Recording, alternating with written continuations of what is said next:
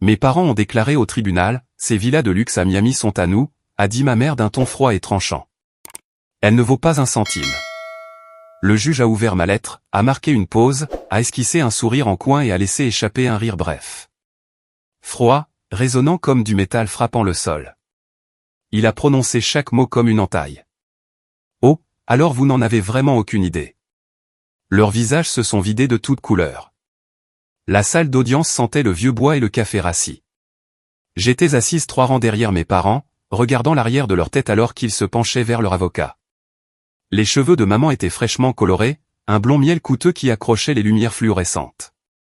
Papa portait son costume bleu marine, celui qu'il réservait pour les dîners d'affaires et les enterrements. Il ressemblait en tout point au couple prospère qu'il voulait faire croire à tout le monde. J'avais 28 ans, et c'était la première fois que je les voyais depuis près de 2 ans. Le juge, l'honorable Patricia Westbrook, a brassé des papiers sur son bureau. C'était une femme au début de la soixantaine avec des lunettes de lecture perchées sur le nez et une expression qui suggérait qu'elle avait vu toutes les variétés de drames familiaux imaginables. L'avocat de mes parents, un homme aux traits acérés nommé Gerald Morrison, se tenait prêt avec sa mallette en cuir et son assurance travaillée. Mon propre avocat, Thomas Whitfield, était assis à côté de moi avec une enveloppe Kraft sur les genoux. Il était plus jeune que Morrison, peut-être 40 ans, mais il avait quelque chose que l'autre homme n'avait pas, une véritable inquiétude dans les yeux quand il me regardait. Nous sommes ici aujourd'hui, a commencé le juge Westbrook, concernant le litige successoral entre Veronica et Lawrence Cartwright et leur fille, Sophie Cartwright. L'affaire concerne des propriétés à Miami, en Floride, ainsi que des comptes d'investissement et des actifs commerciaux. Ma mère a bougé sur son siège. Même de derrière, je pouvais lire la tension dans ses épaules. Monsieur Morrison, vous pouvez commencer, a dit le juge. Gerald Morrison s'est levé avec une précision théâtrale.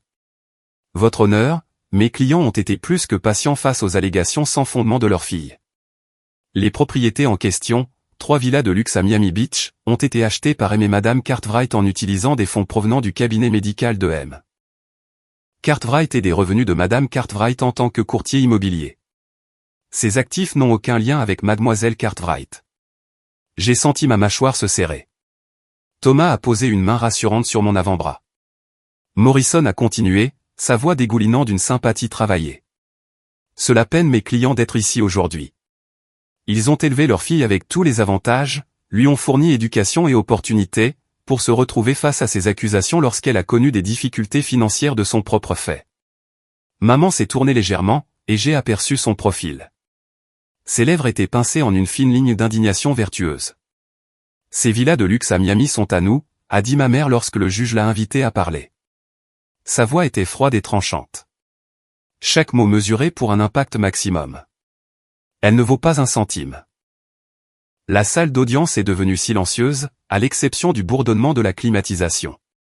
Papa a hoché la tête à côté d'elle, son visage figé dans cette expression que je connaissais si bien, déçu mais pas surpris, comme si je n'avais fait que confirmer ses attentes les plus basses. Le juge Westbrook a baissé les yeux sur les documents devant elle, puis vers ma table. Monsieur Whitfield, votre cliente souhaite-t-elle répondre? Thomas s'est levé, et j'ai senti mon cœur marteler contre mes côtes.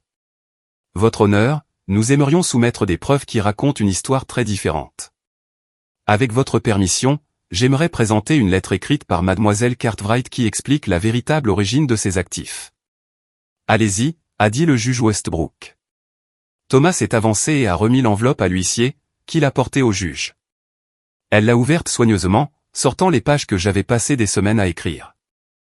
Chaque mot avait été choisi avec précision, chaque détail vérifié par des relevés bancaires, des documents de propriété et des déclarations de témoins. Le juge a commencé à lire. J'ai regardé ses yeux parcourir les lignes, et j'ai vu le moment exact où son expression a changé. Ses sourcils se sont légèrement levés. Elle a levé les yeux vers mes parents, puis les a baissés sur la lettre. Elle a continué à lire, et quelque chose a changé dans sa posture. Après ce qui a semblé une éternité, le juge Westbrook a fait une pause. Un sourire en coin jouait au coin de sa bouche pas cruel, mais entendu. Elle a laissé échapper un rire bref, froid et précis, résonnant à travers la salle d'audience comme du métal frappant le sol. Elle a regardé directement mes parents et a prononcé chaque mot comme une entaille. Oh, alors vous n'en avez vraiment aucune idée. Maman et papa sont tous deux devenus pâles. La couleur a quitté leur visage si complètement que papa avait l'air de pouvoir s'évanouir. Morrison s'est penché vers eux, chuchotant avec urgence, mais il semblait figé. Votre honneur, a risqué Morrison, son assurance se fissurant. Le juge Westbrook a levé la lettre. Monsieur Morrison, avez-vous mené une enquête approfondie sur l'origine des actifs avant de porter cette affaire? Nous nous sommes fiés au récit de nos clients sûrs. C'est ce que je pensais. Elle a posé la lettre soigneusement. Mademoiselle Cartwright, voudriez-vous s'il vous plaît vous approcher de la barre? Mes jambes semblaient instables alors que je me levais. Thomas a marché à côté de moi, et nous nous sommes dirigés vers l'avant de la salle d'audience. Je pouvais sentir les yeux de mes parents me brûler le dos. Mademoiselle Cartwright, a dit le juge Westbrook, son ton plus doux maintenant. J'aimerais que vous expliquiez avec vos propres mots ce que vous avez documenté ici. J'ai pris une respiration. Les mots que j'avais répétés 100 fois semblaient soudainement lointains, mais je les ai forcés à sortir. Quand j'avais 17 ans, ai-je commencé, ma grand-mère Adélaïde Thornton est décédée. Elle m'a tout légué dans son testament, pas à mes parents, mais directement à moi. Sa succession comprenait environ 2 millions de dollars en actifs liquides, sa maison dans le Connecticut et divers comptes d'investissement. Maman a émis un son comme un halètement étouffé derrière moi. Je ne me suis pas retourné. Mes parents m'ont convaincu de signer des documents de procuration, ai-je continué. Ils m'ont dit que c'était temporaire, juste jusqu'à ce que j'ai 21 ans et que je puisse gérer les choses correctement. Ils ont dit que j'étais trop jeune pour gérer ce genre d'argent, qu'ils l'investiraient pour moi. Le garderaient en sécurité. Et l'ont-ils fait, a demandé le juge Westbrook. Non, votre honneur.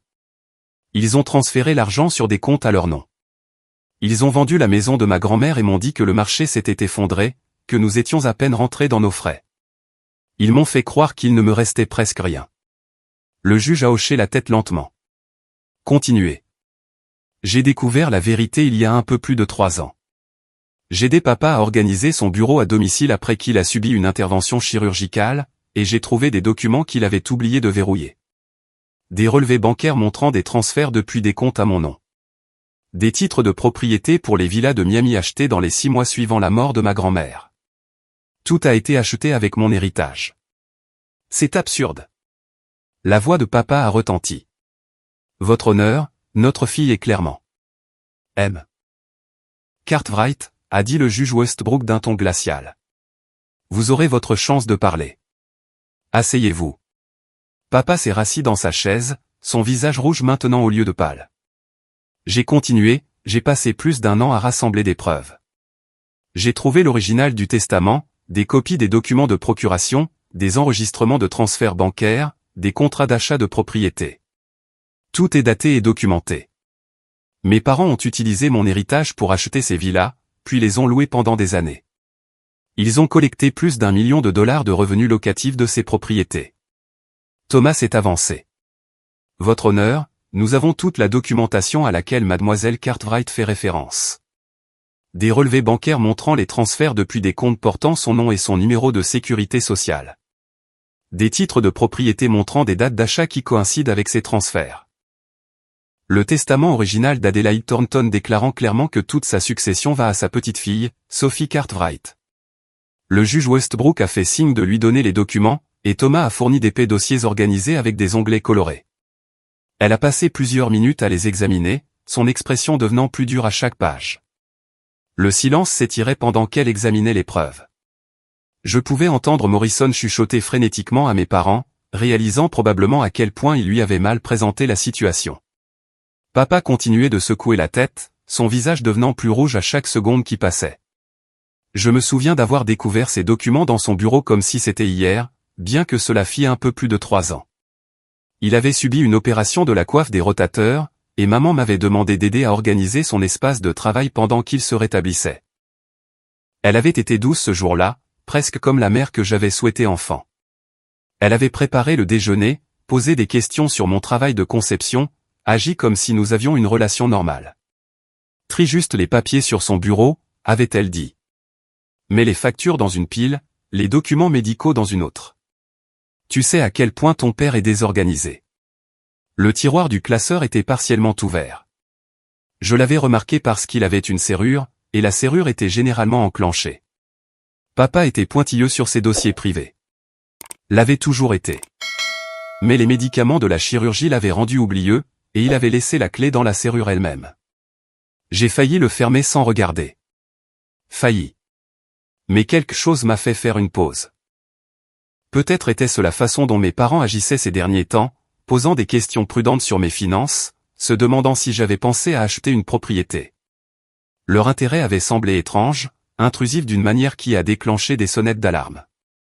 À l'intérieur du tiroir se trouvaient des dossiers étiquetés par année. J'ai sorti celui marqué de l'année de la mort de ma grand-mère. Le premier document que j'ai vu était un relevé bancaire pour un compte que je ne reconnaissais pas, mais il portait mon numéro de sécurité sociale.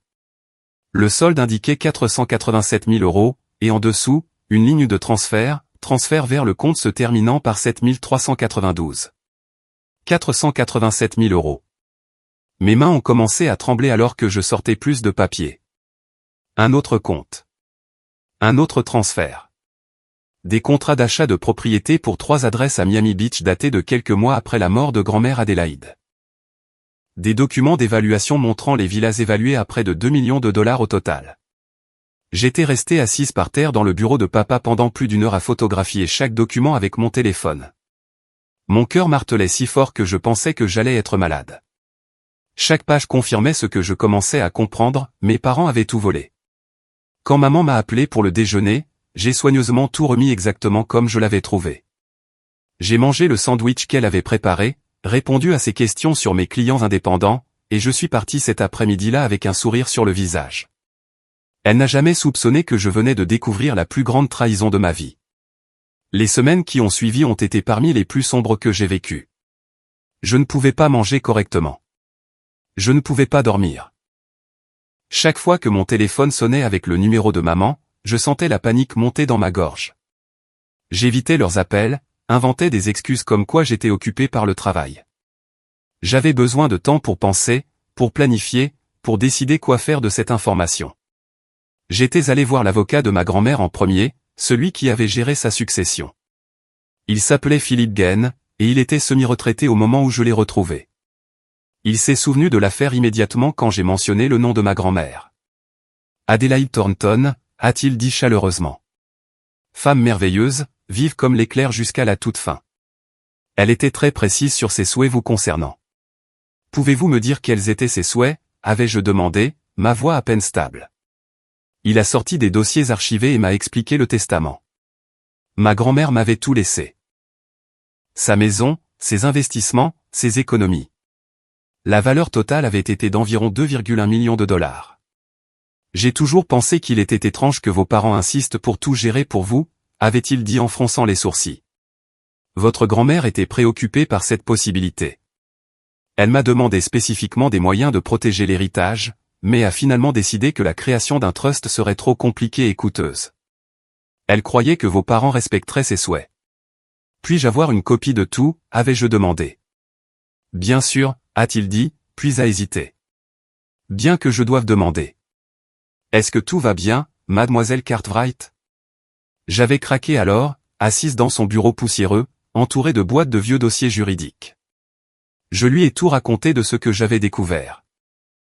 Il a écouté avec une horreur croissante, prenant des notes, posant des questions prudentes. C'est de la fraude, avait-il dit finalement. Une fraude claire et attaquable en justice. Ce qu'ils ont fait en prenant le contrôle de votre héritage quand vous étiez mineur, en le transférant à leur nom, c'est un comportement criminel. Qu'est-ce que je fais, avais-je demandé, me sentant perdue et petite. Vous documentez tout. Vous vous trouvez un bon avocat, et vous ripostez. Parce que ce qu'ils vous ont fait est inadmissible. C'est ainsi que j'avais trouvé Thomas Whitfield. Monsieur Gaine me l'avait recommandé comme un jeune avocat tenace spécialisé dans les litiges successoraux et la fraude financière. Notre première réunion avait duré 3 heures alors que je lui expliquais chaque détail, lui montrais chaque document que j'avais photographié. Ça va devenir moche, m'avait prévenu Thomas. Quand vous les confronterez avec ça, ils nieront. Ils prétendront que vous vous trompez, que vous êtes ingrate, qu'ils vous protégeaient. Êtes-vous prête à ça? J'ai pensé à tout laisser tomber tant de fois au cours de ces premiers mois. Il aurait été plus facile de faire semblant de n'avoir jamais trouvé ces documents, de maintenir la relation fragile que nous avions. Mais chaque fois que je l'envisageais, je pensais à ma grand-mère à quel point elle avait travaillé dur toute sa vie, comment elle avait spécifiquement voulu que j'aie la sécurité et l'indépendance. Je suis prête, ai-je dit à Thomas. La période d'enquête s'était étendue sur 12 mois, rassemblant chaque document, vérifiant chaque transaction, construisant un dossier en béton. Puis est venu le procès lui-même. Une autre année et demie de déposition, motions, audiences et négociations qui n'ont mené nulle part parce que mes parents refusaient d'admettre le moindre tort. Le juge Westbrook a levé les yeux des documents, et je suis revenu au moment présent dans la salle d'audience. Son expression s'était transformée d'une neutralité judiciaire à quelque chose proche du dégoût. Monsieur Morrison, a-t-elle finalement dit, vos clients vous ont-ils informé que les fonds utilisés pour acheter ces propriétés provenaient de l'héritage de leur fille? Morrison avait l'air de vouloir disparaître dans le sol. Votre honneur, on m'a dit que c'était des actifs acquis grâce à leurs propres revenus, et donc non. Le juge Westbrook a enlevé ses lunettes et a épinglé mes parents d'un regard qui aurait pu geler le feu. Madame Cartwright, Monsieur Cartwright, levez-vous. Ils se sont levés lentement, s'accrochant l'un à l'autre comme des survivants de naufrage s'accrochant à des débris. Vous vous êtes tenus dans ma salle d'audience, a dit le juge Westbrook, sa voix basse et dangereuse, et avez revendiqué ses propriétés comme les vôtres. Vous avez déclaré sous serment que votre fille ne valait pas un centime. Vous avez présenté cette affaire comme si elle faisait des réclamations frivoles contre vos actifs durement gagnés. Maman a ouvert la bouche pour parler, mais le juge l'a coupée d'une main levée. Ce que je regarde ici, ce sont des preuves de vol, de fraude et d'exploitation financière d'un mineur. Mademoiselle Cartwright avait 17 ans lorsqu'elle a hérité de la succession de sa grand-mère. En vertu de la loi du Connecticut, elle avait droit à cet héritage. Et en tant que parent, vous aviez un devoir fiduciaire de protéger ses actifs en son nom. Nous les avons protégés, a essayé papa. Nous avons investi. Vous les avez volés, a claqué le juge Westbrook. Vous avez transféré des fonds hors de compte portant le nom et le numéro de sécurité sociale de votre fille. Vous avez acheté des propriétés pour vous-même. Vous avez perçu des revenus locatifs pendant plus d'une décennie, et maintenant vous avez l'audace de prétendre qu'elle n'a aucun droit sur des actifs qui ont toujours été légalement les siens. La salle d'audience était si calme que je pouvais entendre ma propre respiration. Le juge Westbrook a remis ses lunettes et a commencé à écrire. Voici ce qui va se passer. Premièrement, j'accorde la requête de mademoiselle Cartwright dans son intégralité. Les 3 propriétés à Miami Beach sont par la présente transférées à son nom avec effet immédiat. M et madame Cartwright, vous avez 30 jours pour libérer toute propriété que vous occupez actuellement et retirer vos biens. Maman a émis un son d'étouffement. Papa a saisi la table devant lui. Deuxièmement, vous fournirez une comptabilité complète de tous les revenus locatifs perçus de ces propriétés depuis leur achat. Mademoiselle Cartwright a droit au remboursement de ces fonds, avec intérêt calculé à partir de la date de chaque paiement de loyer. Votre honneur, a essayé Morrison faiblement. Peut-être pourrions-nous. Je n'ai pas fini, monsieur Morrison. Troisièmement, j'ordonne un audit forensique complet de tous les comptes associés à la succession d'Adelaide Thornton. Si des fonds supplémentaires ont été détournés, ils seront restitués à mademoiselle Cartwright avec intérêt et pénalité.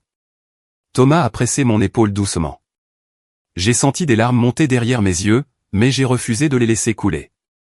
Pas ici. Pas maintenant. Quatrièmement, a continué le juge Westbrook, je réfère cette affaire au procureur de l'État pour d'éventuelles poursuites pénales. Ce que vous avez fait n'est pas seulement éthiquement répréhensible. Cela peut constituer une fraude criminelle et un vol. Les genoux de papa ont légèrement fléchi. Maman l'a rattrapé, mais elle semblait tout aussi dévastée. Mais c'est notre fille, a dit maman, sa voix se brisant. Nous lui avons tout donné. Nous l'avons élevée, payé ses études. Avec son propre argent, ai-je dit doucement.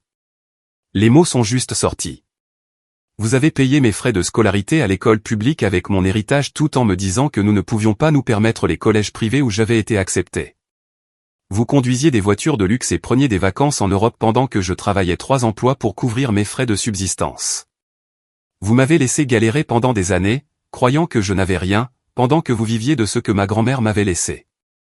Le visage de maman s'est chiffonné. Pour la première fois depuis que j'avais découvert la vérité, j'ai vu quelque chose qui ressemblait à une émotion authentique traverser ses traits. Mais que ce soit de la culpabilité ou de l'apitoiement sur soi, je ne pouvais pas le dire. Votre honneur, a essayé papa une fois de plus.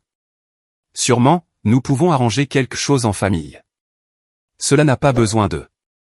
Monsieur Cartwright, a dit le juge Westbrook, vous avez perdu le droit d'utiliser le mot famille comme un bouclier lorsque vous avez escroqué votre fille de son héritage.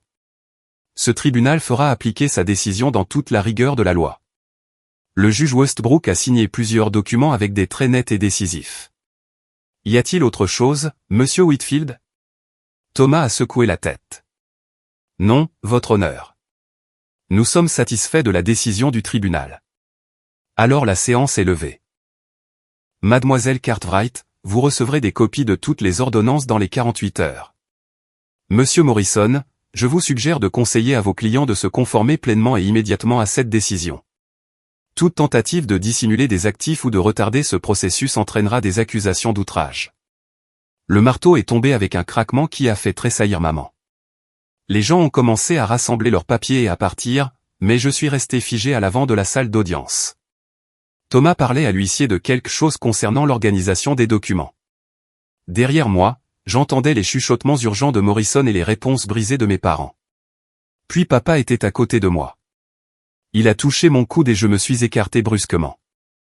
Sophie, a-t-il dit, sa voix suppliante. S'il te plaît, peut-on en parler? Je me suis tourné pour lui faire face complètement. Il avait l'air plus vieux que dans mes souvenirs. Ou peut-être que je le voyais juste clairement pour la première fois. La persona du médecin distingué s'était fissurée, révélant quelque chose de désespéré en dessous. Parler de quoi, ai-je demandé? De la façon dont vous m'avez volé pendant plus de 10 ans? De la façon dont vous m'avez laissé croire que je n'avais rien pendant que vous achetiez des propriétés de vacances? De la façon dont vous vous êtes tenu au tribunal aujourd'hui et m'avez traité de bonne à rien. Nous n'avons jamais dit que tu étais. Maman a dit que je ne valais pas un centime au tribunal. Sous serment. De quoi exactement veux-tu parler, papa? Maman est apparue de l'autre côté. Son maquillage était taché maintenant, le mascara coulant sur ses joues. Nous te protégions, a-t-elle dit. Tu étais si jeune, et autant d'argent t'aurait ruiné. Nous avons fait des investissements en ton nom. Arrête. Le mot est sorti plus dur que je ne le voulais. Arrête juste de mentir. Le juge a vu clair. J'ai vu clair. Les seules personnes que vous protégiez, c'était vous-même. J'ai pensé aux années où j'avais lutté financièrement après l'université. Comment j'avais travaillé comme serveuse tout en prenant des cours de graphisme le soir. Comment j'avais vécu dans un appartement à peine plus grand qu'un placard avec une colocataire qui volait ma nourriture. Comment j'avais marché 40 minutes pour aller au travail à l'aller et au retour parce que je ne pouvais pas me permettre une voiture et que le système de bus ne desservait pas cette partie de la ville. Pendant ces années-là, mes parents avaient vécu dans leur maison de 4 chambres avec piscine.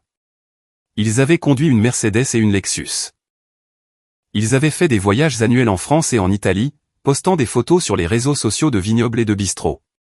Quand j'avais demandé une fois s'ils pouvaient me prêter de l'argent pour un meilleur ordinateur, je faisais du travail de conception indépendant sur une machine qui plantait constamment. Papa m'avait fait la leçon sur la responsabilité financière.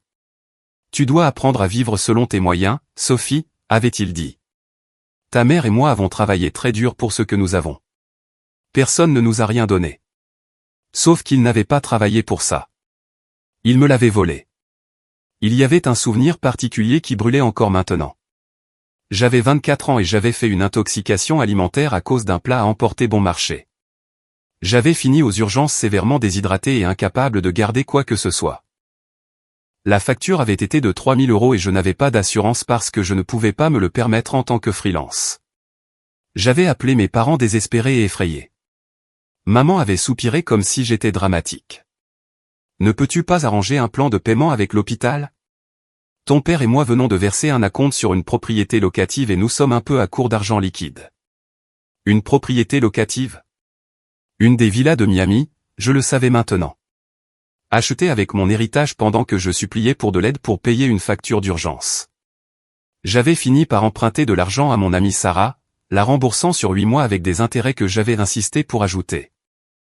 La honte de cela était restée avec moi pendant des années, le sentiment que j'étais un fardeau, que je ne pouvais pas gérer les responsabilités d'adulte, que j'étais fondamentalement mauvaise avec l'argent. Mais je n'étais pas mauvaise avec l'argent. On m'avait volé les ressources que j'aurais dû avoir. Il y avait une différence. Comment as-tu même trouvé tout ça, a demandé papa. Et il y avait de la colère qui s'insinuait dans sa voix maintenant. Tu as fouillé dans mes dossiers privés. Tu as violé. J'ai violé ta vie privée? J'ai ri, et cela sonnait amer même à mes propres oreilles. Tu as violé ma confiance. Tu m'as exploité quand j'étais vulnérable et en deuil. Tu m'as fait douter de moi pendant des années. Un autre souvenir a refait surface, aigu et douloureux. J'avais 19 ans, assise dans le bureau d'aide financière à l'université. La conseillère avait affiché mon FAFSA et froncé les sourcils devant l'écran. Selon ceci, vous avez reçu un héritage important à 17 ans, avait-elle dit. Cela va affecter considérablement votre admissibilité à l'aide. Quel héritage, avais-je demandé confuse. Elle m'avait montré l'écran. Un héritage listé à plus de 2 millions de dollars signalé dans le système fédéral. Vous devrez fournir des documents sur ces actifs pour le calcul de votre aide financière. J'étais rentré à la maison ce week-end-là et avais interrogé mes parents à ce sujet. Nous nous étions assis à la table de la cuisine et papa avait mis son visage de médecin inquiet. C'était la succession de ta grand-mère, avait-il expliqué patiemment. Mais chérie, la plupart de cet argent n'était pas liquide. Il y avait des dettes à régler, des impôts sur les successions, des frais. Le temps que tout soit traité, il restait à peine 50 000 €. Où est cet argent maintenant, avais-je demandé. Dans un fonds pour l'université pour toi, avait dit maman, tendant la main à travers la table pour tapoter la mienne. Nous l'utilisons pour tes frais de scolarité. Je les avais crus. Pourquoi ne l'aurais-je pas fait? C'étaient mes parents. La conseillère en aide financière avait noté que nous avions fourni la documentation de la succession épuisée, et mon dossier d'aide était passé. Sauf que maintenant je savais que toute cette conversation avait été un mensonge.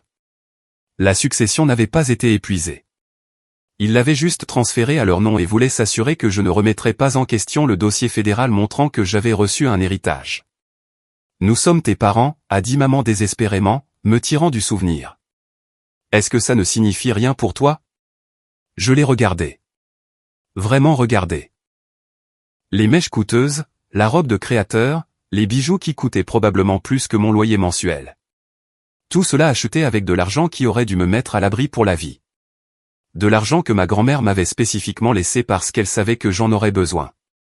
Grand-mère Adélaïde, vous voyez clairement, ai-je dit doucement. C'est pour ça qu'elle m'a tout laissé au lieu de papa. Elle savait exactement ce que vous étiez. Le visage de papa est devenu rouge. Ma mère était une femme difficile et manipulatrice qui m'aimait plus que vous ne l'avez jamais fait. Les mots ont plané dans l'air entre nous. Elle voulait que j'aie des opportunités, ai-je dit. Elle voulait que je sois indépendante et en sécurité, et vous avez enlevé ça parce que vous vouliez des villas de luxe et des revenus locatifs. Thomas est revenu alors, sentant la tension. Sophie, nous devrions y aller. Il y a des journalistes dehors qui ont eu vent de l'affaire. Des journalistes? Maman avait l'air horrifiée. Non, c'est privé. C'est la famille. Vous l'avez rendu public quand vous avez poursuivi votre fille au civil, a dit Thomas froidement. Les dossiers sont publics. Le jugement est public. Et franchement, Madame Cartwright, j'espère qu'ils écriront sur chaque détail. Nous avons commencé à marcher vers la sortie. Derrière nous, j'entendais Morrison essayer de rassembler mes parents en parlant à voix basse et urgente de conformité et d'éviter d'autres dommages. Aux portes de la salle d'audience, je me suis arrêté et j'ai regardé en arrière une dernière fois. Ils se tenaient ensemble dans l'allée, semblant petits et perdus parmi les bancs qui se vidaient. Papa avait son bras autour des épaules de maman, et elle pleurait ouvertement maintenant. J'ai senti quelque chose bouger dans ma poitrine. Pas le pardon. Je n'en étais pas proche du tout. Mais peut-être une fermeture. Peut-être la rupture finale des liens qui s'effilochaient depuis des années. Dehors, l'air d'automne était vif et propre. Thomas avait raison pour les journalistes. 3 d'entre eux attendaient sur les marches du tribunal avec des caméras et des appareils d'enregistrement. Ils ont crié des questions alors que nous passions, mais Thomas les a gérées avec aisance, promettant une déclaration plus tard. Nous avons atteint sa voiture, et je me suis enfin permis de respirer pleinement. L'adrénaline qui m'avait porté à travers l'audience s'estompait, me laissant tremblante et épuisée. Tu t'en es bien sorti là-dedans, a dit Thomas en démarrant le moteur. Je sais que ce n'était pas facile. Je pensais que je me sentirais différente, ai-je admis. Triomphante ou justifiée ou quelque chose comme ça. Mais je me sens juste fatigué. C'est normal, a-t-il dit. Tu portes ce poids depuis longtemps. Nous avons roulé en silence pendant un moment, laissant le tribunal derrière nous. Mon téléphone a vibré avec des textos d'amis qui avaient suivi l'affaire, offrant félicitations et soutien, mais je n'étais pas encore prête à célébrer. Que se passe-t-il maintenant, ai-je demandé. Maintenant, nous nous assurons qu'il se conforme au jugement. Nous travaillerons avec leur avocat pour coordonner les transferts de propriété. L'audit forensique prendra quelques mois, mais nous récupérons tout ce que nous pourrons trouver. Et selon ce que le procureur de l'État décidera, il pourrait y avoir des poursuites pénales. Je ne veux pas qu'ils aillent en prison, me suis-je entendu dire. Thomas m'a jeté un coup d'œil. Ce n'est pas ta décision à prendre. Ils ont commis des crimes, Sophie. De vrais crimes avec de vraies conséquences. Je sais. Je me suis tu, ne sachant pas comment expliquer l'enchevêtrement complexe d'émotions. Ce sont toujours mes parents. Des parents terribles. Des parents voleurs. Mais quand même. Tu ne leur dois pas de protection après ce qu'ils ont fait. Je le sais aussi. Mais je sais aussi que je dois vivre avec moi-même après.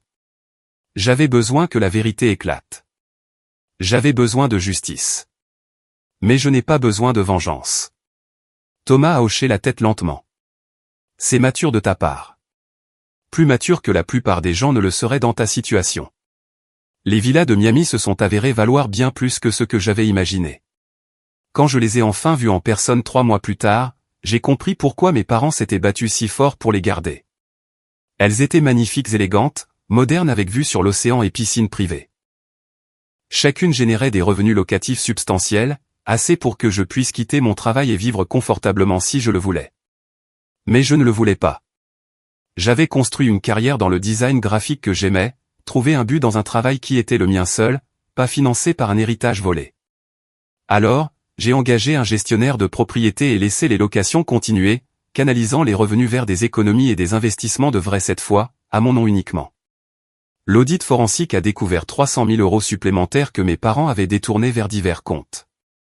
Avec les intérêts et les pénalités, ils me devaient près de 4 millions de dollars au total. Le plan de paiement s'étendait sur 10 ans parce qu'ils n'avaient pas ce genre de liquidité. Il s'est avéré qu'ils vivaient bien au-dessus de leurs moyens, soutenus par mon héritage, et faisaient maintenant face à la ruine financière. Travailler avec Thomas et la comptable forensique, une femme méticuleuse nommée Dr Rebecca Hong, avait été une éducation en soi. Elle a tracé l'argent à travers de multiples comptes, suivi les retours sur investissement, calculé les intérêts composés. Chaque séance avec elle révélait une autre couche de ce que mes parents avaient fait. Ils étaient sophistiqués à ce sujet, avait expliqué le docteur Hong lors d'une de nos réunions, son doigt traçant des lignes sur un organigramme complexe. Regardez ici. Ils n'ont pas juste transféré l'argent directement. Ils l'ont déplacé à travers plusieurs comptes intermédiaires, attendu quelques mois, puis l'ont utilisé pour des achats. Quelqu'un les a conseillés sur la façon d'obscurcir la trace papier. Qui ferait ça, avais-je demandé. Probablement leur comptable ou un conseiller financier. Quelqu'un qui savait comment rendre le traçage difficile mais pas impossible. S'ils avaient été vraiment criminels à ce sujet, ils auraient été plus prudents. Mais ils se sentaient en droit d'avoir cet argent, donc ils n'étaient pas aussi prudents qu'ils auraient dû l'être. L'audit avait révélé des modèles que je n'aurais jamais trouvés toute seule. Mes parents avaient utilisé mon héritage non seulement pour les villas, mais pour toute l'amélioration de leur mode de vie. La Mercedes que papa conduisait avait été achetée 8 mois après la mort de grand-mère. La collection de bijoux de maman avait été acquise régulièrement au cours des 2 années suivantes. La rénovation de la cuisine qui avait transformé leur espace daté des années 80 en une vitrine digne d'un magazine avait été achevée 18 mois après qu'ils ont eu accès à mes comptes. Ce qui est particulièrement exaspérant, avait dit le docteur Hong, c'est qu'ils auraient pu légitimement gérer cet argent pour vous et faire de bien meilleurs rendements. Au lieu de cela, ils l'ont traité comme leur propre manne et ont fait des achats émotionnels. Les villas étaient en fait un investissement décent, mais tout le reste était de la pure dépense de style de vie. J'y ai beaucoup pensé. Si mes parents avaient réellement investi l'héritage de manière responsable, s'ils l'avaient fait fructifier jusqu'à ce que je sois assez âgé pour le gérer moi-même, je n'aurais pas été en colère. Cela aurait été une véritable tutelle, une vraie protection. Au lieu de cela, ils avaient vu une opportunité et l'avaient saisie. L'impact financier sur eux avait été sévère. Pour faire face au paiement de restitution, ils avaient dû vendre leur maison et emménager dans un petit condo. Papa avait dû reporter sa retraite prévue. Maman était retournée travailler à temps plein dans une agence immobilière, prenant des clients supplémentaires pour générer des revenus. Leur cercle social s'était apparemment fracturé lorsque la nouvelle du procès s'était ébruitée. J'avais entendu par des connaissances communes qu'ils avaient été discrètement exclus de leur country club. Une partie de moi se sentait coupable de cela. Ils m'avaient élevé après tout. Ils m'avaient nourri, habillé et envoyé dans des écoles décentes. Ne leur devais-je pas quelque chose pour ces 18 années? Mais Thomas m'avait aidé à surmonter cette culpabilité lors d'une de nos dernières réunions.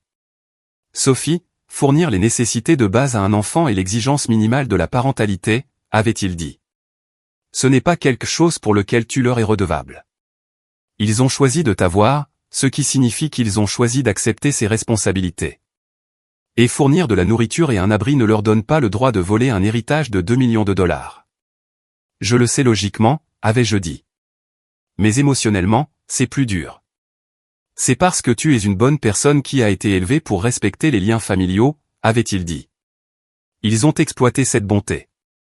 Ils comptaient sur le fait que tu serais trop coupable, trop en conflit, trop conditionné pour jamais leur tenir tête. Il avait eu raison. Toute mon enfance avait été un entraînement pour ce moment d'exploitation. Chaque fois que je remettais quelque chose en question, on me disait que j'étais irrespectueuse. Chaque fois que je me défendais, on m'accusait d'être égoïste. Il m'avait préparé à être la victime parfaite pour ce genre d'abus financiers. Mon amie Sarah avait été mon ancre à travers le pire. C'était elle que j'appelais à 2 heures du matin quand les crises de panique me réveillaient.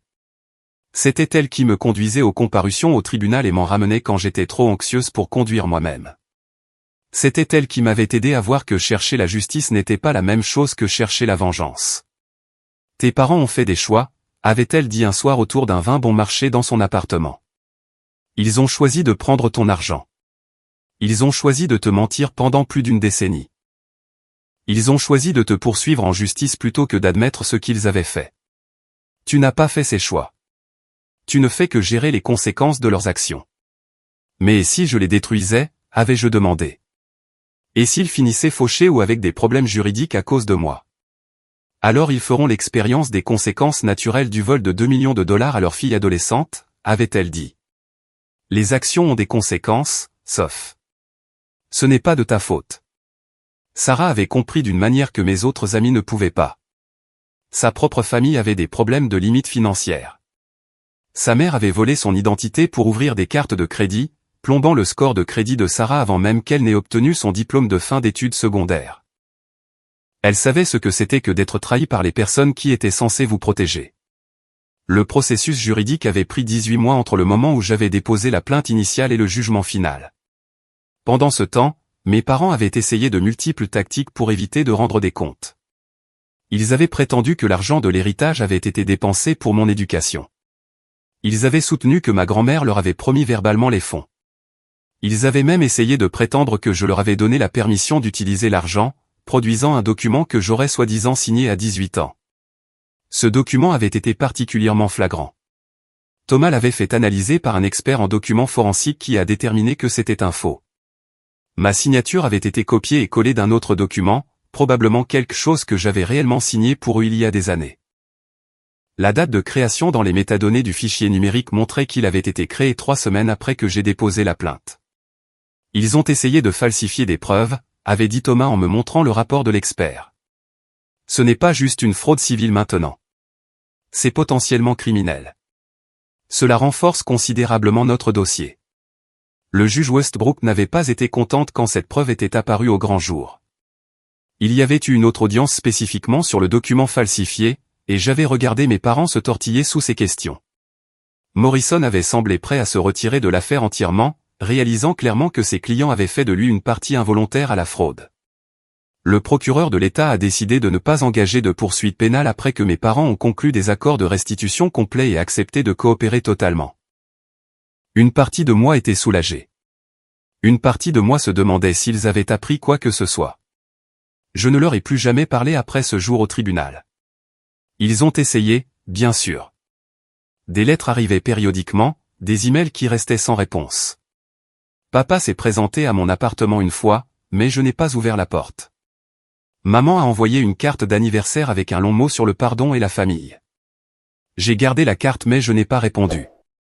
Un an après le jugement, j'ai utilisé une partie des fonds récupérés pour établir une bourse au nom de ma grand-mère. La bourse Adelaide Thornton pour les jeunes femmes fournissait un financement universitaire aux étudiantes qui avaient perdu leurs parents ou tuteurs et avaient besoin d'un soutien financier.